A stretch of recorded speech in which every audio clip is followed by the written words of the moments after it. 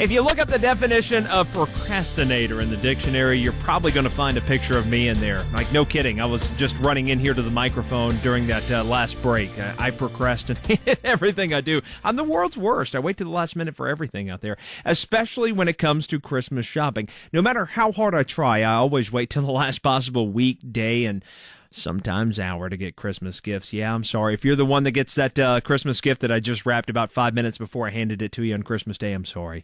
But there might be some good news out there for us last-minute shoppers. Atlanta-based retail data marketing organization Cardlytics recently released an annual holiday retail insights report that showed a good number of Americans are still waiting till late December to be playing Santa Claus. Let's bring in the Chief Marketing Officer at Cardlytics, Dani Cushion, for some analysis of how Christmas shopping has been going so far in 2016. Dani, good to talk to you. Thanks a lot for your time here today. Welcome into North Georgia's News Talk. Thank you. Happy to be here. Well, let's talk about this annual Holiday Retail Insights Report. What did you guys find at Cardlytics as we get a little bit closer to Christmas? Well, we're actually seeing a lot of interesting trends on how consumers are going out and doing their holiday shopping. And we see this data from the work that we do with a number of different banks. We run loyalty programs for them. So in return, we actually get to see credit, debit, ACH, and bill pay data for a pretty good swath of the United States. So it allows us to see what trends are happening in the way of how people are spending their money. What are some of those trends, Dani? Take us inside what you guys discovered and maybe some themes this year versus last. Yeah, it's interesting, actually. From a year-over-year standpoint, this year to last, spending is relatively flat. And actually, we see the number of purchases have actually gone up slightly, at least to date. But the amount that we've seen spent so far has actually gone down a little bit. And we think that might be a result of a couple things. One, there are a lot of good deals out there, and we're actually seeing marketers getting promotions out the door earlier and earlier. Folks are just getting more savvy as to how they're spending. And the second piece is it actually might be that folks are buying more gifts, but at lower tickets. So there's a lot of opportunity for a lot of retailers to play, but the average basket, as we would call it, is just a little bit lower than we typically have seen. Now, you mentioned there that more and more marketers are getting out in front of eyeballs and ears a little bit earlier than previous years. And it's easy to see that. I mean, just in the holiday marketing campaigns, it seems like once Halloween is over, the game is on. And it's fair game, it seems like. And Lord knows, we'll be talking about July Christmas holiday marketing in the next few years. What does that mean for consumers? Are they buying more during that time earlier? And what does that mean overall for the economy to spread it out over a couple of months as opposed to condensed to a few weeks? Yeah, it's funny, actually. I think there's that fine line between having Christmas in July and not just the old middle of the year Christmas in July, but actually having Santa in the store in July. Right. There's a fine line. We've definitely seen a pull forward, but I think what we're seeing is consumers are actually spending that early. And so over the last couple of years, a couple of years ago, holiday spending was really pretty heavily concentrated around Black Friday and Cyber Monday, and we're actually able to see when folks are spending. It has definitely flattened out over the last couple of years. So folks are not just spending later, closer to the holiday because they feel more confident in online shipping guarantees, but they are spending earlier just to get it done. We actually are seeing that the promotions that are going it out early, the marketers are actually getting it right. While it might feel a lot to some people, people are buying, so it's sort of what the market will bear. If consumers are finding interest in getting the deals ahead of time, the marketers will keep doing it.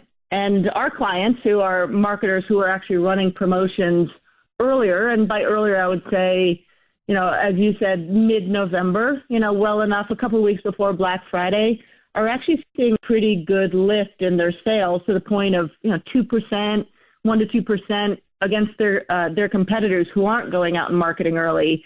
They are capturing share of what people are spending on gifts, so it's definitely working in their favor. Again, we're talking to Dani Cushion. She is the CMO for Atlanta-based Cardlytics, which is a marketing data company that's taking a look at the annual Holiday Retail Insights Report and how folks are buying and shopping during the holiday season and how retailers are marketing to them. Dani, I'm more of a last-minute shopper myself, and I'm looking at good. Well, it makes me feel better that I'm not alone in that. I am. I'll wait till the week of. I don't know why. I feel like I shouldn't be doing it, especially with all these great online deals around Black Friday. But this report says 31% of shoppers are shopping during the second week of December through December 25th, meaning that's getting up to the last minute. But as we all know, online shopping is continuing to grow. So how do those two go hand in hand? You talked about it there, the guaranteed shipping that a lot of these organizations and retailers will provide. But it seems like to me that those two wouldn't really go hand in hand. We shouldn't be seeing rising last minute shopping along with rising online shopping, right? So how does that work? How do those two coincide? I actually think they go really well hand in hand, and this is what I would call the Amazon effect. So if you look at a major player like Amazon, who's been incredibly disruptive in how spend has changed over time, we do see online spend increasing every year. And in the last year, around this holiday time, the amount of spend that's come online, it's grown 2% in the last year, which is a pretty good clip. But it's important to keep in mind that's still only about 22% of overall spending. So there's still a lot of spend happening in the actual store. However, I think the late shopping that we're seeing, it dovetails really nicely with the online growth because people get conditioned, myself included, darn it, Amazon Prime, but you become conditioned to be able to say, you know what, just a couple days, it's fine, I'll get it in, don't worry about it. And so you actually sort of know, and it's not just Amazon, there are a lot of brick and mortar stores who have really put together sophisticated e-commerce strategies to be able to take advantage of this and offer free shipping and really make sure that they have their supply chain infrastructure in place to be able to deliver on it. And you become conditioned to being able to wait till the last minute. So I think they go really well together, to be honest.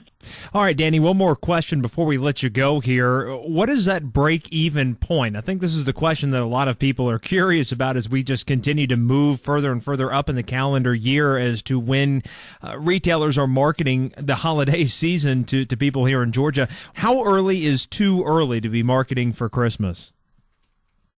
Well, I think what we're seeing now, it's about mid-November is really when the good ones are getting it together. I think, the market will bear what it can bear. So if marketers start pushing into Halloween or trying to chuck too far ahead other holidays, folks aren't, if consumers aren't ready for it and it's too soon, the market will not bear it. And so they won't continue to put promotional dollars into holiday that early. I think from a marketer's perspective, though, it's not just about this one time a year. They're actually really planning out something to be able to spread the spend into the start of the year. So hopefully it doesn't go into July. Hopefully it doesn't push that far. But again, if consumers aren't ready for it, the market will show that, and it'll just stick in early to mid-November. All right, Dani Cushion with Cardlytics down in Atlanta. Thank you so much for your time.